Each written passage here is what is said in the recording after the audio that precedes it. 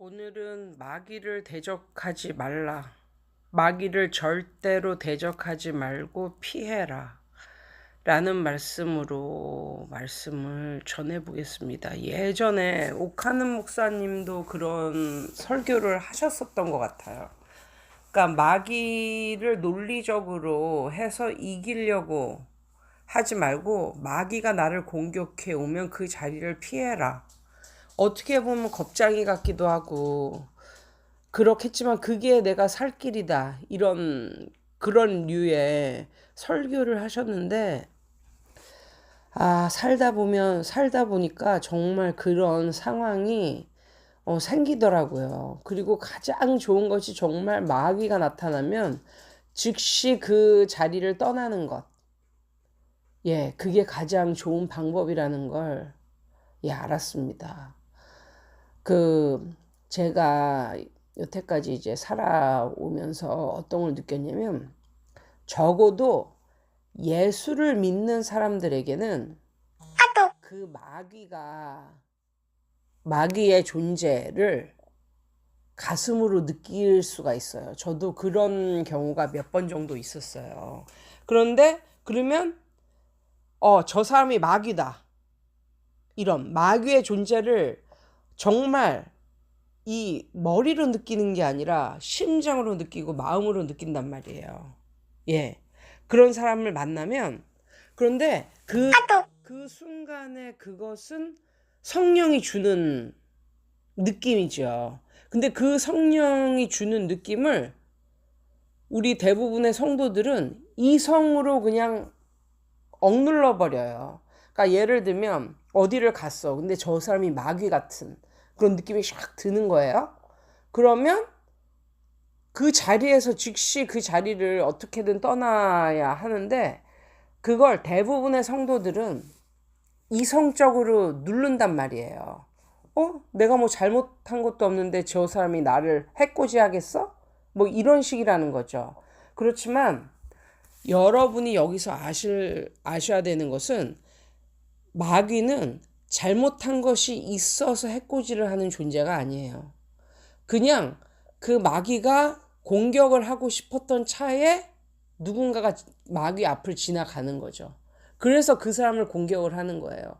그래서 뭐 사회적으로도 묻지마 살인 뭐 이런 것들이 다 그 사람이 그 당한 사람들이, 피해자들이 뭔가 이성적으로 나쁜 짓을 했거나 아니면 논리에 맞지 않는 짓을 해서 당하는 게 아니라, 이거는 이유도 없이 당하는 거란 말이에요. 그냥 묻지마 폭행, 묻지마 살인 이런 것을. 여러분은 꼭 기억하셔야 됩니다. 저도 살면서 그런 느낌을 몇 번 정도는 경험을 했었던 것 같아요. 그런데 요즘 들어서야 이게 확실히 그 자리를 피하는 게 가장 큰 정답 중에 정답이구나.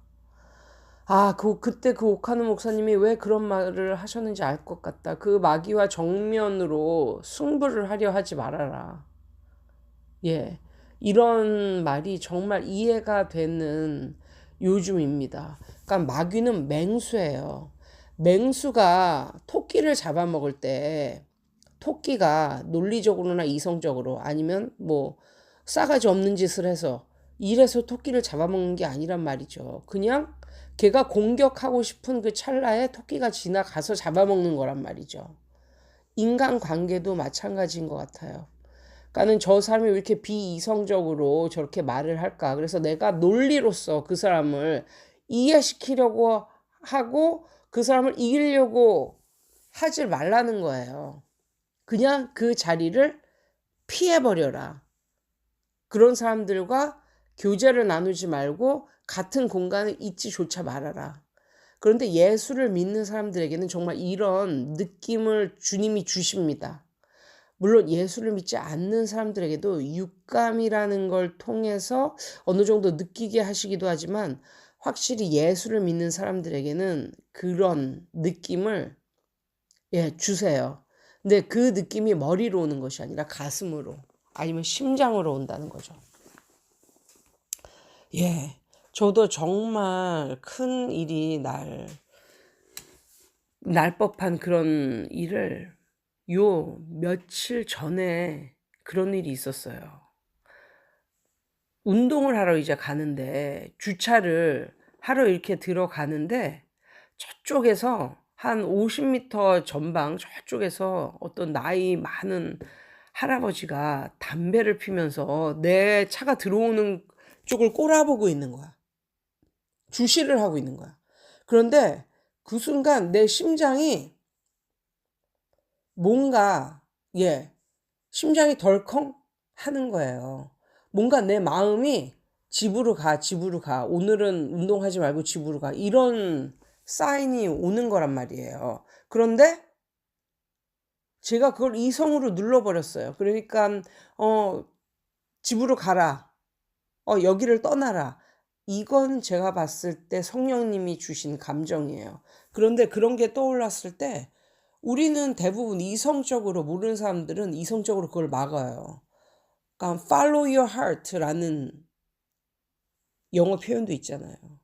근데 그렇게 하지 않고 그걸 이성으로 막는다고요. 그래서 저도 뭐라고 생각을 했냐면 저 사람이 나를 왜 저렇게 주시를 하고 있지?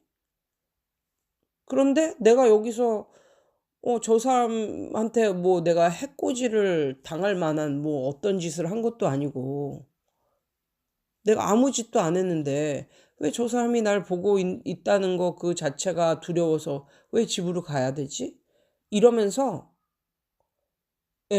마음은 엄청나게 불편한데도 그냥 나왔어요.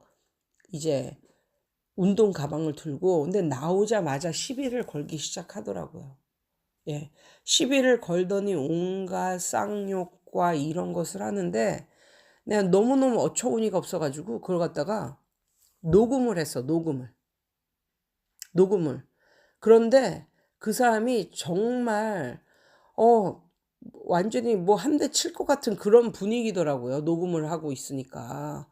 그래서 저도 신고를 했죠. 112에다가. 그래서 경찰이 뜨고 난리가 났었어요. 근데 경찰이 그러더라고요. 저 사람 이거 욕한 것도 있고 하니까 내일 아침에 날 밝으면 가서 고소하라고. 그런데 결론은 저는 고소를 하지 않았습니다.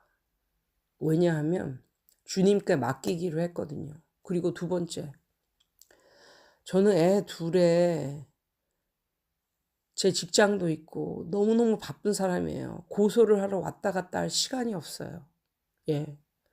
근데 그 사람이 한평생 그렇게 쌍욕을 하면서 그렇게 할아버지가 되도록 살아온 사람이잖아요.